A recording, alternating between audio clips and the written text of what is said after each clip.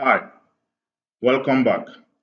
In the last video, I summarized the features that are necessary to be present in blended learning instructional materials or lecture notes that is used to facilitate learning in online classes.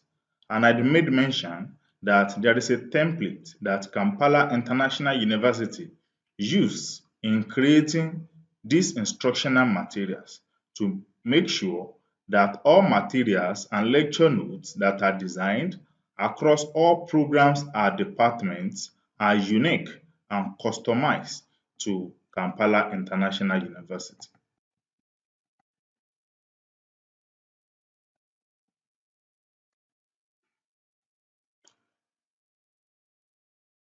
Every material must have a header and a footer. The header will contain the course code and KIU logo and the course title. The footer will contain the page number at the bottom of the page. Other features of the instructional material will include the headings, which is going to comprise of their font and their colors, heading 1, heading 2, heading 3, and so on and so forth.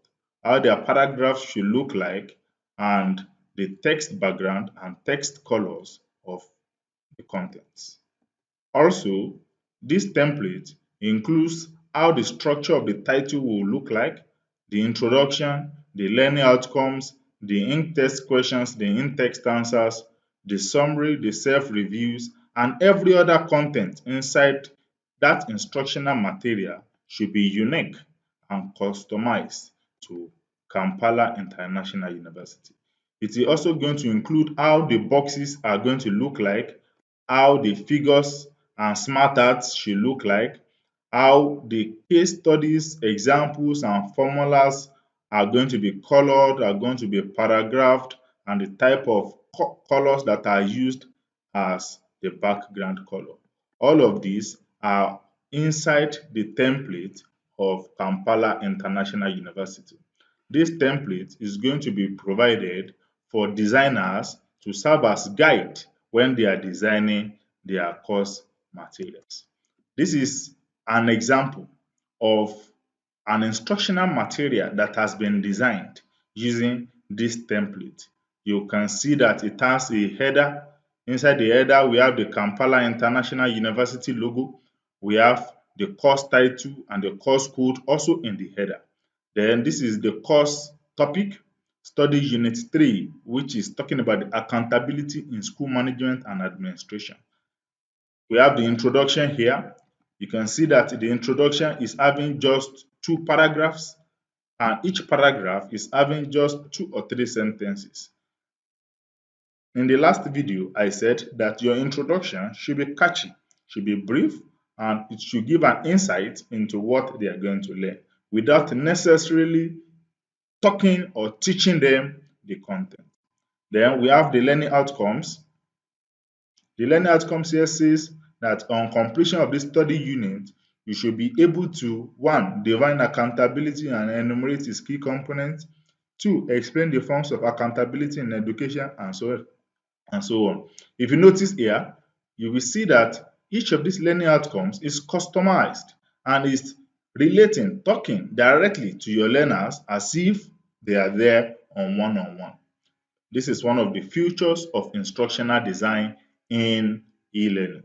Also, I made mention in the last video that headings are very, very important. They are not compulsory, but they are important to show the structure of the learning materials that designers have designed.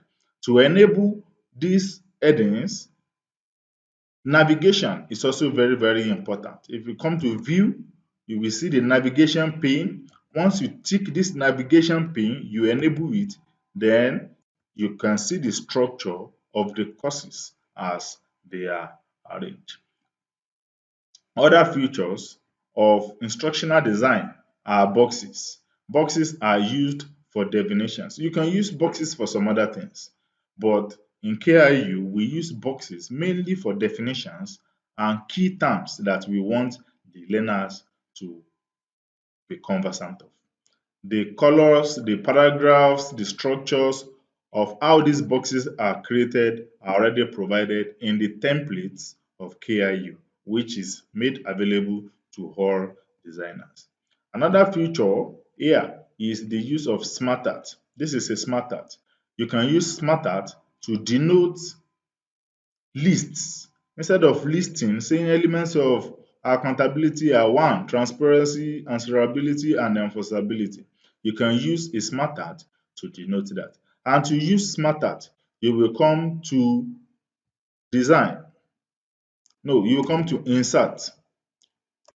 And under insert, you will see smart art. Once you pick smart art, there are different kinds of smart art. There are those that can be used for list, for processing, for cycles, for hierarchy, for relationship. Depending on what you want to show, any one of these, look for the appropriate one that fits what you want to do, and you can use them accordingly.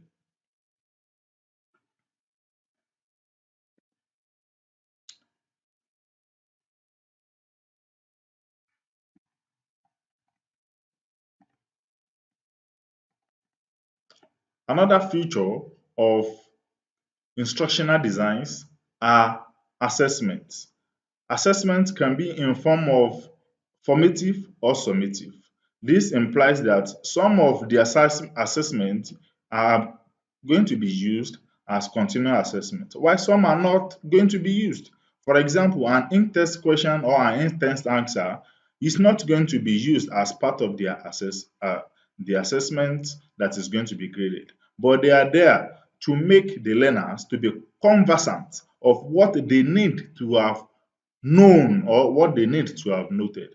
And once these questions are provided in text, in between the text, designers will also provide answers so that when the learner sees the question, for example, what is accountability?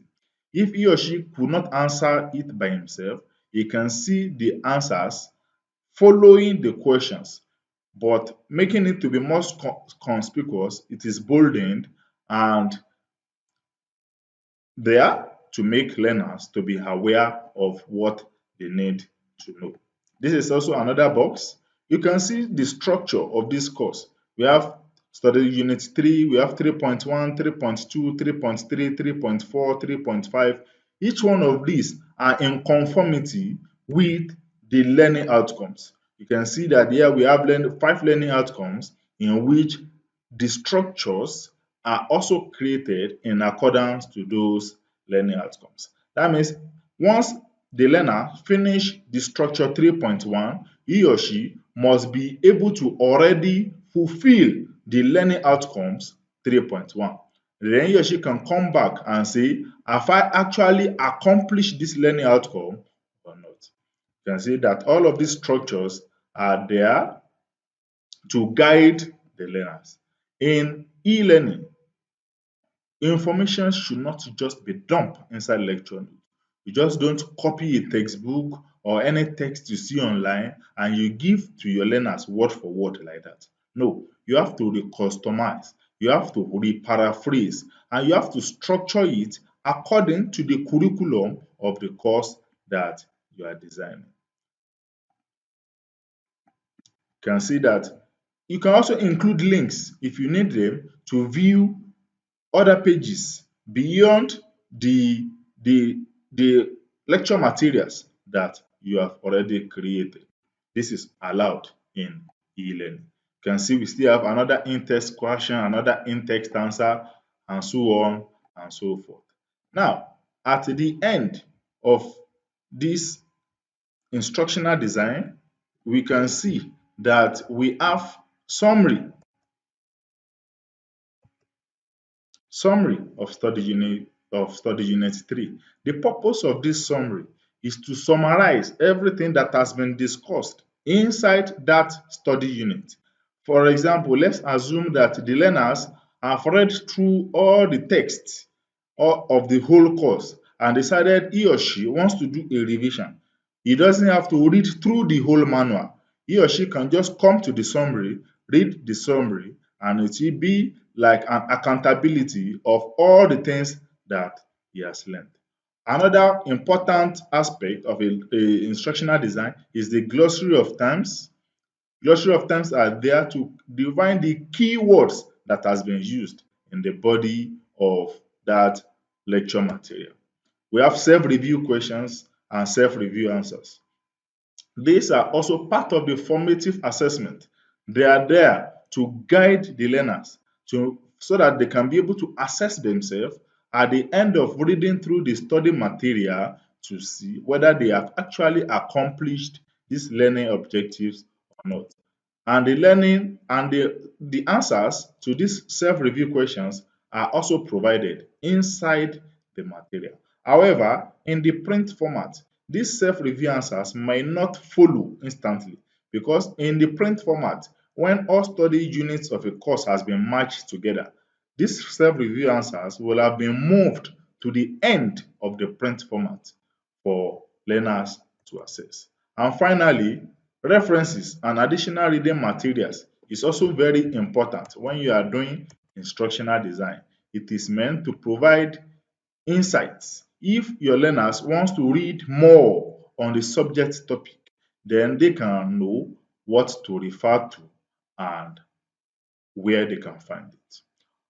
Now, before I will end this video, I want to talk about how you can actually create these learning materials. In the last video, I made mention that there are steps to follow. The first is to have the curriculum as provided by the institution that is in charge of providing curriculum. For example, the NCHE is in charge of providing higher education curriculum. Let's assume this is a curriculum that is provided by the NCHE. An instructional designer will first get his hand laid on this kind of curriculum. You will check it, go through it, look at the topic, the titles, and what the learners are supposed to know. In the detailed context here, course content here, it has been listed that this course should cover things like concepts in academic ethics, principles of public service and ethics, issues in academic ethics, legal approaches and administrative issues, and so on. So the first thing an instructional designer is going to do is come here, look at these contents, look at these topics, then you come and check the recommended listening materials. You search for them online. When you find them online, you read more about them.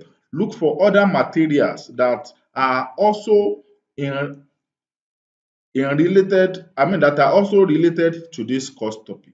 You juxtapose as many materials as possible. Then, after you've juxtaposed, you extract out the learning outcomes inside each study unit. And once you have done that, then you get started. I said in the last video that you can also use Google search engines. You look for topics, you post them into your search engines, you go to open educational resources, you look for materials, then you start compiling. Don't forget, plagiarism is also very important.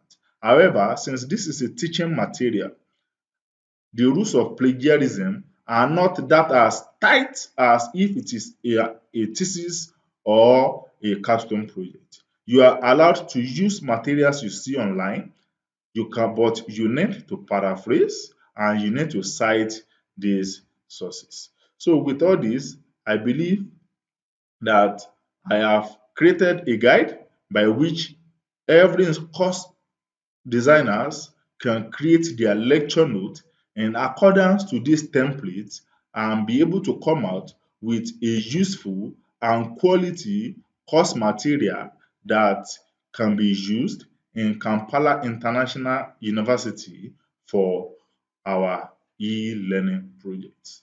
Thank you very much for listening. Once again, my name is Akindele Tosin.